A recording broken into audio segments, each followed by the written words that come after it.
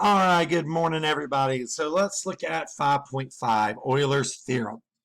So the first question I have for you is, does the graph have an Euler circuit or path? Now, this is a Euler. Now, once again, it's the name of someone who came up with this. But we've talked about circuits and we've talked about paths before. A circuit is, remember, where you start at a point and you get back to that same point. A path is where you start at a point and when you do something, you end up at a different point. Okay? And so my question here, but now this is because it's a Euler circuit or path, what that means is you have your starting point. Now, you have to touch every edge in the graph, but if you get from your starting point and you can get back to your starting point without repeating an edge, then that is a Euler circuit. So in this case, if I start at A, B, C, D, back to A, this is a circuit. Okay? And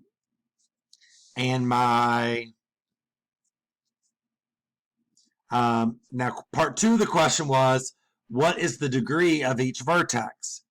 So this one would be degree 2. Remember, degree is how many edges come into the vertex. That'd be 2. B would be 2. C would be 2. D would be 2.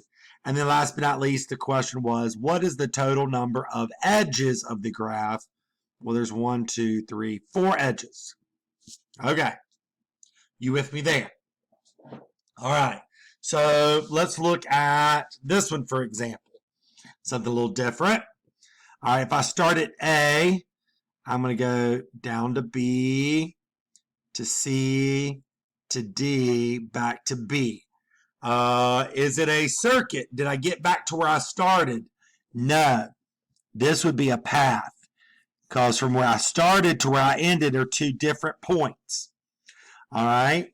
Now my degree here would be 1. Degree at B would be 1, 2, 3. Degree at C is 2. And the degree at D is 2. And then how many edges? 1, 2, 3, 4 edges. Okay. So what I want you to do for me first, in just a moment, is you're going to hit pause. And then I want you to do 2, 3, and 5. Same thing we just did. Determine if it's a circuit or path. Right? Determine if it's a circuit or path. What are the degrees? And then how many edges does it have? Okay?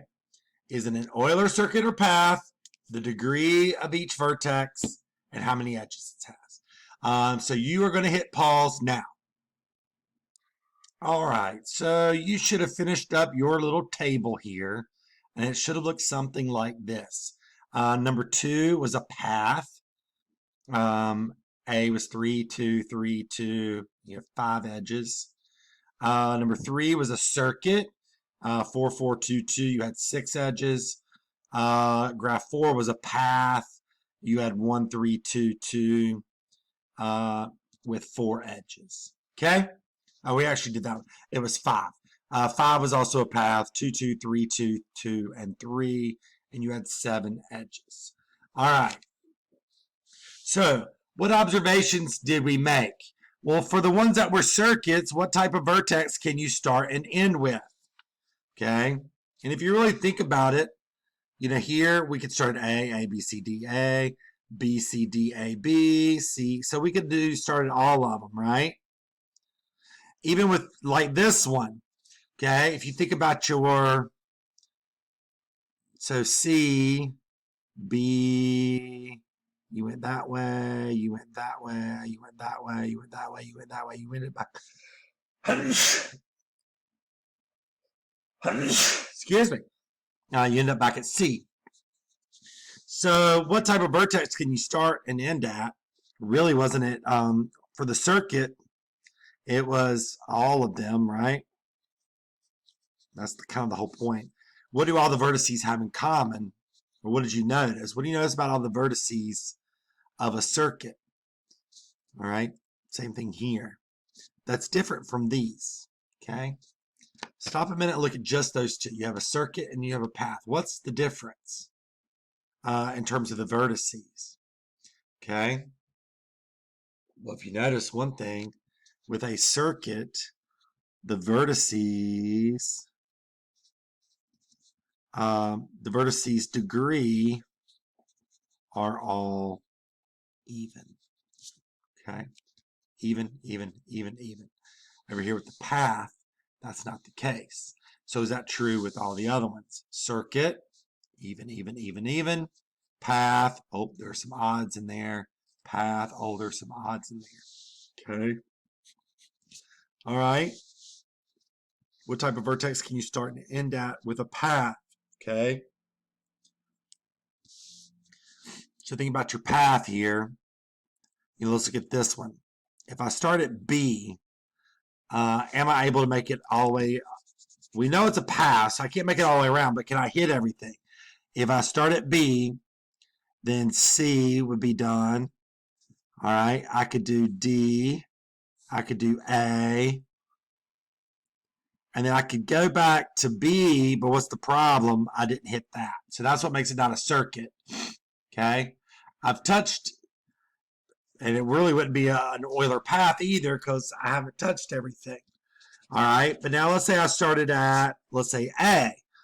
Well, then I could do B to C, up to A, back to D, and then to C. Did I hit everything?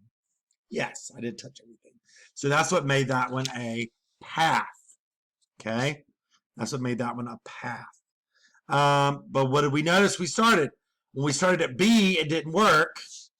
When I started at B, it did not work. But when I started at A, it did.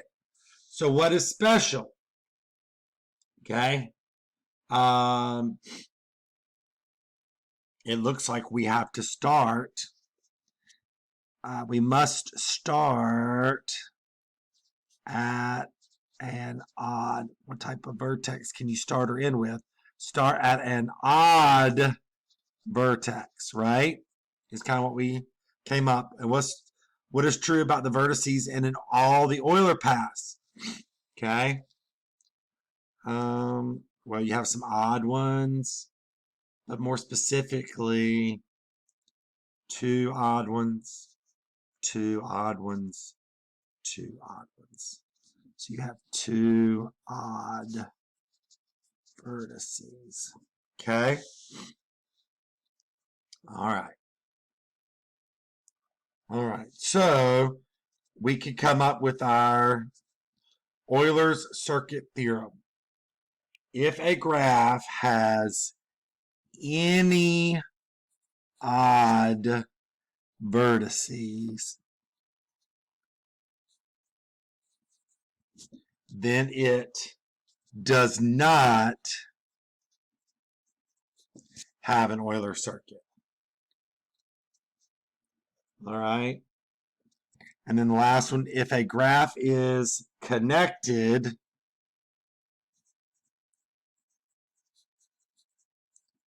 and every vertex is even, so if it's connected and even, then it has at least one Euler circuit. Okay, so that is our Euler circuit theorem. Okay. All right, the last one, and then our Euler path theorem, if a graph has more than two odd vertices, then it cannot have an Euler path. Okay.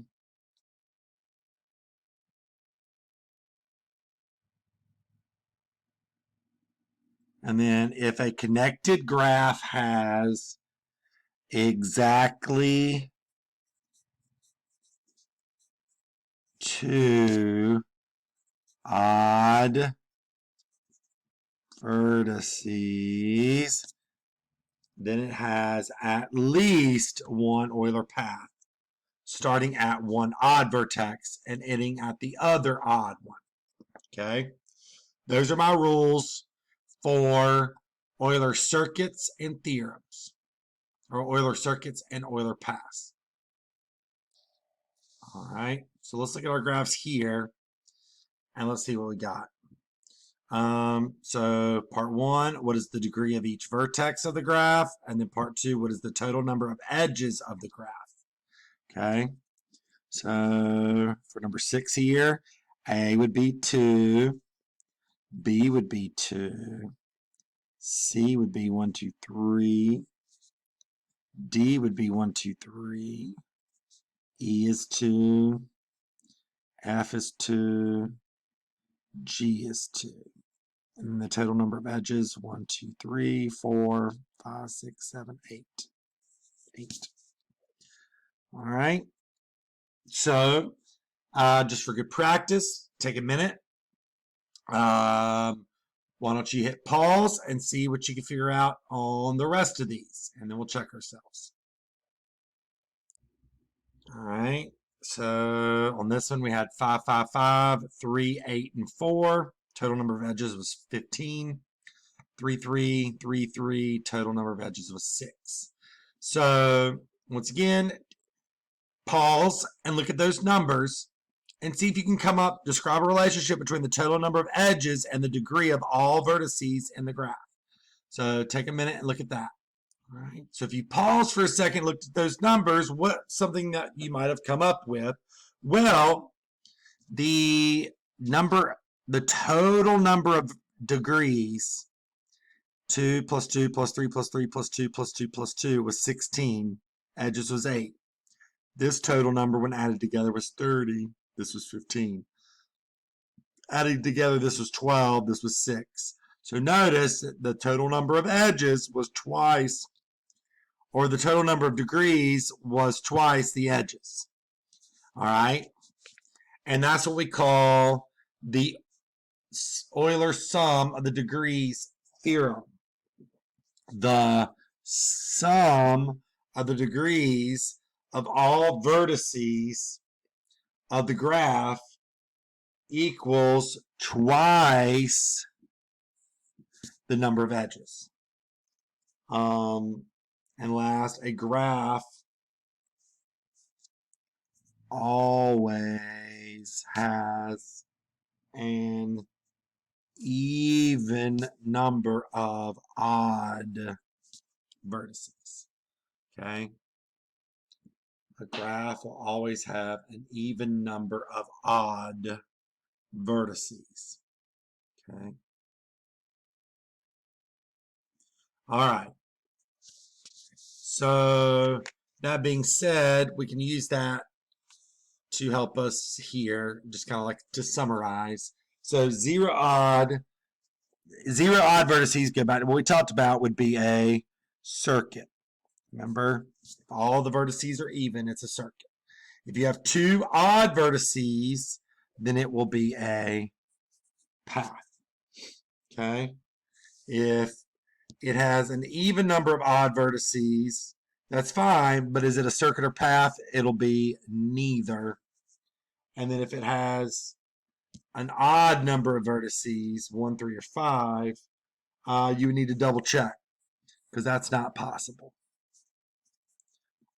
Double check because not possible. So you either missed one or it's just not possible. All right. That is 5-5. That is our introduction to Euler circuits and paths. All right. Very good. Well, I'm going to put some homework up here for you in just a second.